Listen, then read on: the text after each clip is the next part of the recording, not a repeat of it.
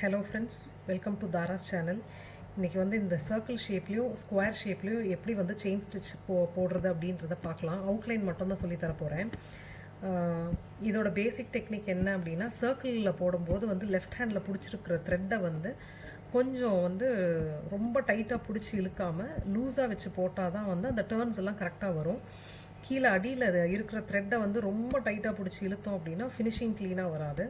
So அது மட்டும்தான் பேசிக் டெக்னிக்கு. And இன்னொரு ட்ரிக் என்னென்னா, ரொம்ப லாங் ஸ்டிச்சஸில் சர்க்கிளில் போடக்கூடாது. அப்படின்னாலுமே ஃபினிஷிங் க்ளீனாக இருக்காது. எவ்வளோ தூரத்துக்கு குட்டி குட்டி ஸ்டிச்சஸாக போட முடியுமோ அப்படி போட்டால் தான் சர்க்கிளில் ஃபினிஷிங் க்ளீனாக வரும்.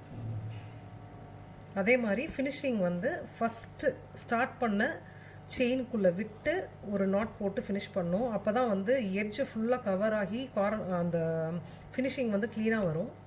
அதையும் நோட் பண்ணிக்கோங்க. ஓகே, இப்போ ஸ்கொயரில் பார்க்கலாம். ஸ்கொயரில் வந்து எப்படின்னா ரொம்ப ஈஸி தான். அந்த எட்ஜஸ் மட்டும்தான் நம்ம கவனிக்க வேண்டியது இருக்கும். இப்போ ஸ்டார்ட் பண்ணிக்கலாம். நார்மல் செயின் ஸ்டிச் வரும் இந்த இடத்துலலாம்.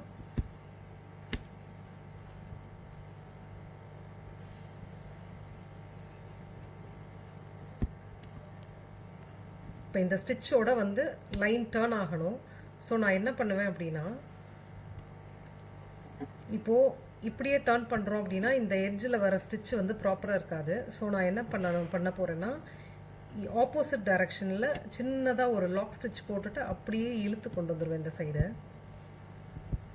அதே மாதிரி தான் இப்போ அடுத்து வர்ற இதுக்கு வந்து அதுக்கு ஆப்போசிட் சைடு வந்து இந்த பக்கம் இதை போட்டுட்டு இப்படி டேர்ன் பண்ணி வரணும்.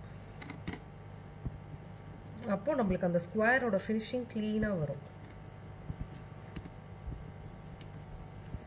சேம் வே இப்போ இந்த சைடு பஞ்ச் பண்ணிவிட்டு இந்த சைடு வரணும்.